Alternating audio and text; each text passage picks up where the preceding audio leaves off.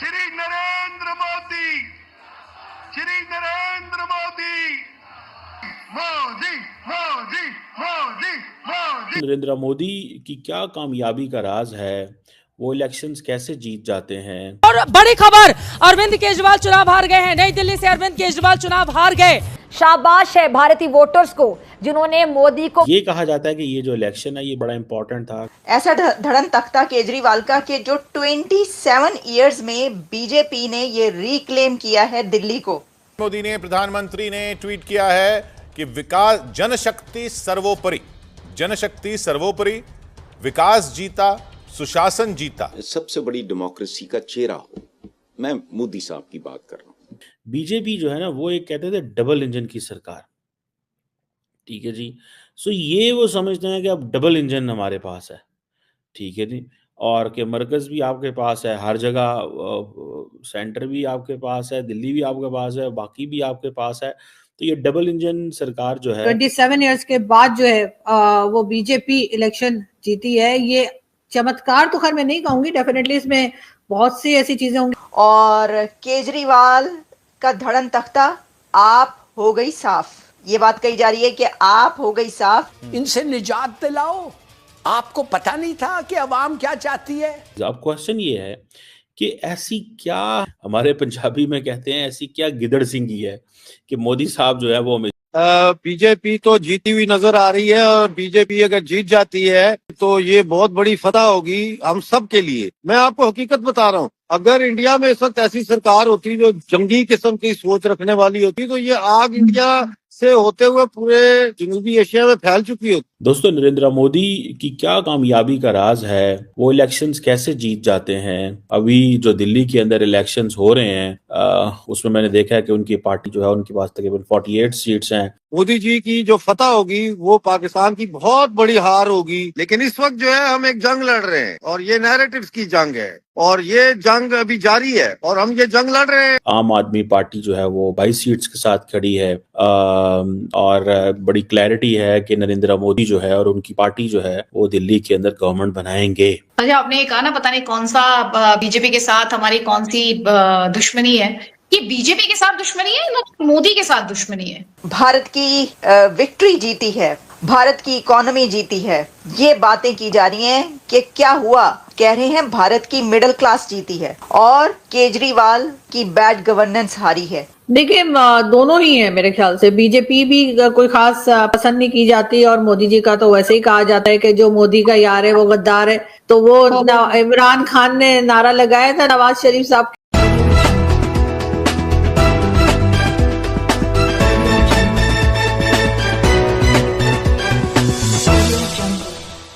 वो होंगी एक तो पाकिस्तान की तरफ से वो कश्मीर को लेकर जो अपना पुराना राग अलापता है 5 फरवरी को, जिस दिन भारत में वोटिंग की दिल्ली असेंबली इलेक्शंस को लेकर, उस दिन कश्मीर को लेकर एक बार फिर से अपना वही पुराना राग उसने अलापा। और साथ ही 4 और 5 की जो रात थी, यानी 4 की जो रात थी, उस दौरान इंडियन आर्मी ने उसकी तरफ से यानी पाकिस्तान की तरफ से घुसपैठ की एक बड़ी कोशिश को नाकाम किया, बड़ी साजिश को नाकाम किया। और इसमें पाकिस्तानी सोल्जर्स यानी पाकिस्तानी सैनिक भी शामिल हैं। उसके अलावा तो आप जानते ही हैं पाकिस्तानी फौज के मुखिया हो या पाकिस्तानी सरकार के मुखिया यानी प्रधानमंत्री हो, वो लगातार कश्मीर राग अलापते ही रहते हैं। तो सबसे पहले डॉक्टर साहब, यहाँ पर दिल्ली चुनाव पर सबसे ज्यादा बात हो रही है और इन सब के बीच पाकिस्तान ऐसा लग रहा है जैसे मौका ढूंढ रहा है इन इलेक्शंस के बीच में। लेकिन मैं आरजू से भी बात करी थी तो वो बोल रही थी कि अगर अपोजिशन जीती तो पाकिस्तान में छूटेंगे पटाखे, वरना तो पाकिस्तान में मातम मनाया जाएगा कि बीजेपी और नरेंद्र मोदी की एक और जीत हो गई। जी बिल्कुल सही आप कह रही हैं, आरजू जी भी सही कह रही हैं। बीजेपी तो जीती हुई नजर आ रही है और बीजेपी अगर जीत जाती है तो ये बहुत बड़ी फतह होगी हम सब के लिए, पूरी दुनिया के लिए। क्योंकि इस वक्त पूरी दुनिया में अगर आप देखें तो हर प्रधानमंत्री, हर प्रेसिडेंट, हर सरकार वो जंग की बात करती है, लड़ाई की बात करती है, सप्लाई चेनों के पीछे पागल हो गई है दुनिया। डोनाल्ड ट्रंप साहब को देख लें आप। तो इसी तरह से ये है कि दुनिया में वाहिद कंट्री और वाहिद प्रधानमंत्री नरेंद्र मोदी जी हैं जो कि अमन की बात, आशा की बात करते हैं और उनकी वजह से इस वक्त साउथ एशिया जो है वो बचा हुआ है। मैं आपको हकीकत बता रहा हूँ, अगर इंडिया में इस वक्त ऐसी सरकार होती जो जंगी किस्म की सोच रखने वाली होती तो ये आग इंडिया से होते हुए पूरे जनूबी एशिया में फैल चुकी होती। तो जाहिर है मोदी जी की जो फतह होगी वो पाकिस्तान की बहुत बड़ी हार होगी और पाकिस्तान सख्त परेशान है इस बात से। दूसरा ये है कि पाकिस्तान का हाथ नहीं पड़ रहा क्योंकि इंडिया में अपोजिशन बहुत कमजोर है, वो अपोजिशन को भी इस्तेमाल नहीं कर सकते अपने मफाद के लिए, तो पाकिस्तान परेशान है जी। अच्छा, पाकिस्तान इसलिए परेशान है क्योंकि अगर ऑपोजिशन इंडिया में स्ट्रांग हो तो पाकिस्तान इसमें मौका ढूंढता है, आप ये कह रहे हैं मुझसे? बिल्कुल बिल्कुल, ये बात बिल्कुल सही है। और ये देखे ना, बयान देना कि हम 10 जंगें लड़ेंगे, 5 जंगें लड़ेंगे, ये तो एक गीदड़ भभकियां हैं, ये तो एक किस्म का मजाक है। ये क्या लड़ेंगे? जज्बे से लड़ी जाती है जंग। पाकिस्तानी फौज में ना जज्बा है ना अवाम की उनको हमायत है, वो तो अपने ही लोगों के साथ जंग लड़ रहे हैं। बलूचिस्तान में रोज उनको मार पड़ रही है, कत्ल हो रहे हैं, मर रहे हैं। और इसी तरह खैबर पख्तूनख्वा में POJK वाले आजादी आजादी के नारे लगा रहे हैं। तो ये क्या जंग लड़ेंगे? ये जंग नहीं लड़ सकते 2-4 दिन से ज्यादा।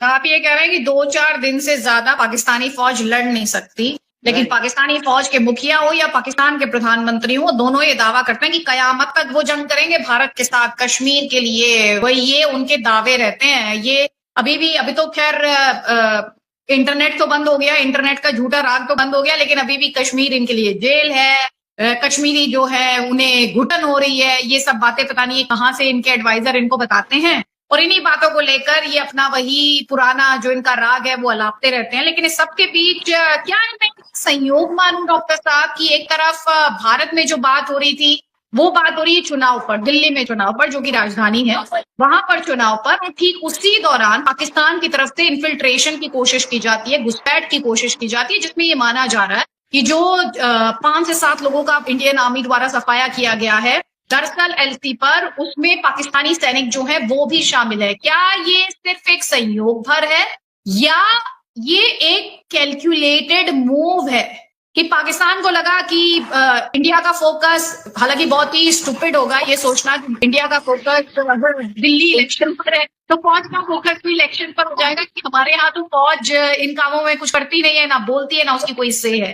देखिए, पहली बात तो ये है कि आपने कहा कि पाकिस्तान वाले कहते हैं कि हम क़यामत तक लड़ेंगे, तो क़यामत तक तो पाकिस्तान कायम रहता है या नहीं रहता, ये भी एक बहुत बड़ा सवाल है कि क़यामत तक पाकिस्तान एज अ कंट्री होगा या नहीं होगा। दूसरी बात ये इन्फिल्ट्रेशन सारी फौज कराती है, रावलपिंडी की 10 कोर कराती है, और इसमें तो कोई ढकी छुपी बात नहीं है, सबको ये पता है। और मैंने कई दफा बताया है कि SSG के कमांडोज अंदर दाखिल हो जाते हैं, रिटायर्ड SSG के कमांडोज को भी ये अंदर भेज देते हैं। अब तो ये सुनने में आ रहा है कि जो यहाँ की जेलों में, पाकिस्तान की जेलों में जो सजाए मौत के कैदी हैं, उनको तैयार किया जा रहा है कि भाई अगर तुम अंदर जाके ये वारदात डाल के वापस आ जाओ तो तुम्हारी मौत की सजा खत्म कर दी जाएगी। ये अब नया एक चैप्टर खुलने वाला है पाकिस्तान में। तो ये नई आतंकियों की ये नई मुझे कहना चाहिए नई क्रोप लेकर आए हैं, जिसमें ये जो क्रिमिनल्स आ गई है और ये चली जाएगी, कोई बात नहीं, आप करें बात। ये बस छूट जाने दीजिए, अगली पकड़ लीजिएगा, बस ही तो है। हाँ, कोई बात, कोई चुनाव थोड़ी है कि 5 साल बाद होगा। हाँ, सही है। तो जी ये बताएं आप मुझे कि ये पाकिस्तान क्या अब एक नई फसल तैयार कर रहा है, ऐसी फसल आतंकियों की, जिसमें कि अब ये क्रिमिनल पाकिस्तान का जो इंटरेस्ट है उसे साधेंगे अब। हाँ, ये पाकिस्तान के जो कैदी हैं सजाए मौत के, या ऐसे जिनको डबल सजाए मौत हुई है या इवन के फांसी की सजा जिनको हुई है, ये अब उनको निकालेंगे। उनको कह रहे हैं, ये हम तक खबर आई है, कंफर्म नहीं मैं कर सकता 100%, लेकिन ये खबर आई है मुझे कि भाई वो जो जेलों में से कैदियों को कह रहे हैं कि आप तैयार हो, आपको सजाए मौत माफ हो जाएगी, आपने सिर्फ ये करना है कि 4 हफ्ते की ट्रेनिंग आपको देंगे, उसके बाद आप जाएं अंदर, वारदात डालें, वापस आ जाएं। अगर आप वापस आ जाते हैं तो आपकी सजाए मौत खत्म हो जाएगी। सवाल ये है कि अगर ये जाते हैं और वहां हमला नहीं करते और गायब हो जाते हैं वहां से, तो इसकी क्या गारंटी है? तो इसलिए इनको जिहादी ग्रुपों में शामिल करके शायद भेजा जाए। पाकिस्तान बाज आने वाला नहीं है। नरेंद्र मोदी की क्या कामयाबी का राज है, वो इलेक्शंस कैसे जीत जाते हैं? अभी जो दिल्ली के अंदर इलेक्शंस हो रहे हैं उसमें मैंने देखा है कि उनकी पार्टी जो है उनके पास तकरीबन 48 सीट्स हैं। आम आदमी पार्टी जो है वो 22 सीट्स के साथ खड़ी है, और बड़ी क्लैरिटी है कि नरेंद्र मोदी जो है और उनकी पार्टी जो है वो दिल्ली के अंदर गवर्नमेंट बनाएंगे। ये एक समझ लें कि बड़ा बड़ा मुश्किल चीज़ थी। अब 48 सीट्स हैं, ठीक है जी। 70 मेंबर की लेजिस्लेटिव असेंबली है। आम आदमी पार्टी के पास 22 सीट्स हैं, as per the election commission of India का ये जो डाटा है। अब क्वेश्चन ये है कि ऐसी पार्टी जो जीतती है, हाफ जो मार्क जीती है, 35 जीतती है, वो गवर्नमेंट बना सकती है।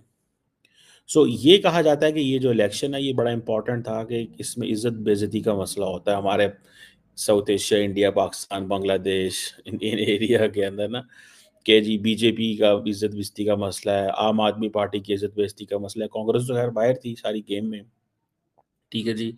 अब ये आपको पता है दिल्ली जो है ये इसको बोलते हैं, ये फेडरली एडमिनिस्ट्रेटेड टेरिटरी है, जैसे इस्लामाबाद है पाकिस्तान के अंदर।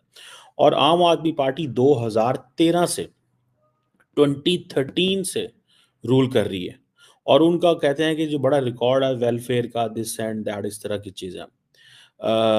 और अभी कुछ अरसे से उनके ऊपर करप्शन की एलिगेशंस आए हैं, जिसको उन्होंने डिनाई किया, और आपको पता है कि वो जेलों में भी रहे हैं और एंड ऑल दीज थिंग्स। और इवन के आम आदमी पार्टी पंजाब चली गई, वहाँ भी हुकूमत बना ली।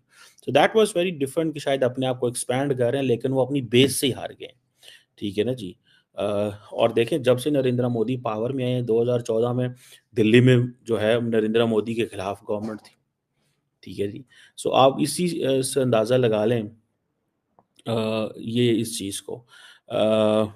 एक तो ये चीज़। अब क्वेश्चन ये है कि ऐसी क्या, हमें उसको लफ्ज़ नहीं बोलना चाहिए, लेकिन मैं बोल लेता हूँ just to enhance your vocabulary.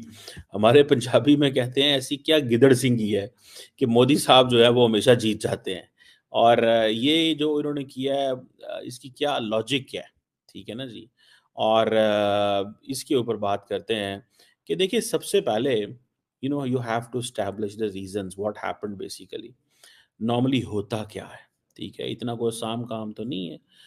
होता क्या है, लेकिन एक एक लफ्ज होता है उसे बोलते हैं एंटी इनकम्बेंसी फैक्टर। जो उस वक्त जो रूलिंग पार्टी होती है उसका एक एंटी इनकम्बेंसी फैक्टर होता है, ठीक होगा जी। अब ये सारी की सारी जो बात है इसको समझने की जरूरत है। एंटी इनकम्बेंसी फैक्टर होता है। अब इसमें आप देखें कि एक तरफ हम ये देखते हैं कि जो इंटरनल चैलेंजेस भी हैं, जैसे मैंने कहा करप्शन की वजह आ गई। अब 10 साल से वो हैं, 2013 से थे तो एक था ये। वैसे एंटी इनकम्बेंसी नरेंद्र मोदी के भी थे, लेकिन वो जीतते रहे हैं।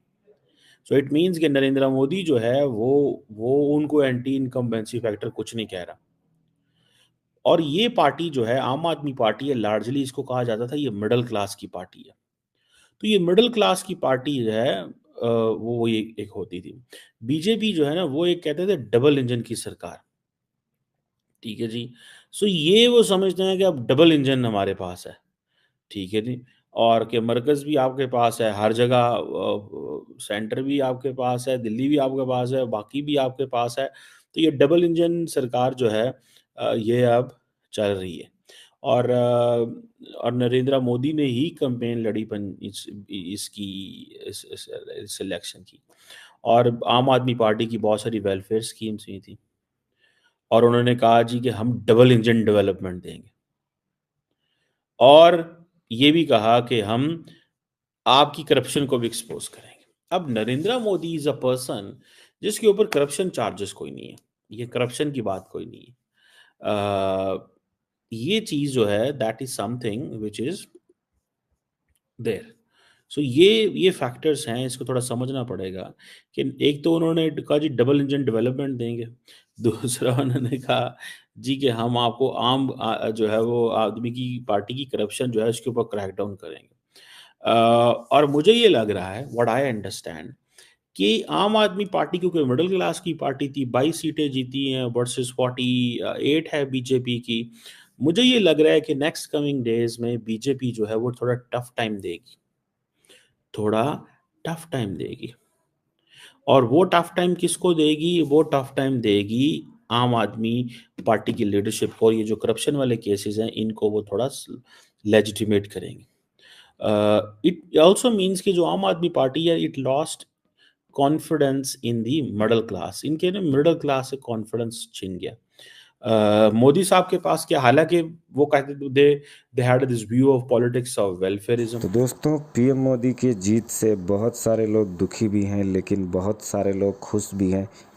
और जिस तरह से बीजेपी ने एक प्रचंड जीत हासिल की है दिल्ली के अंदर, ऐसा लग नहीं रहा था कि इतनी ज़बरदस्त जीत होगी बीजेपी की, लेकिन पीएम मोदी का मैजिक फिर से चला और दिल्ली में पीएम मोदी ने वापस से जीत दर्ज की सांसद वाले चुनाव के बाद। और ये देख करके पाकिस्तान का मीडिया हैरान है कि पाकिस्तान ऑक्युपाइड कश्मीर यानी पीओके में भी लोग, पीओके के रहने वाले लोग भी खुश हैं, क्योंकि पीओके भारत का अभिन्न अंग है और जो लोग हैं पीओके के वो भी भारत के हैं, वो भी भारतीय हैं।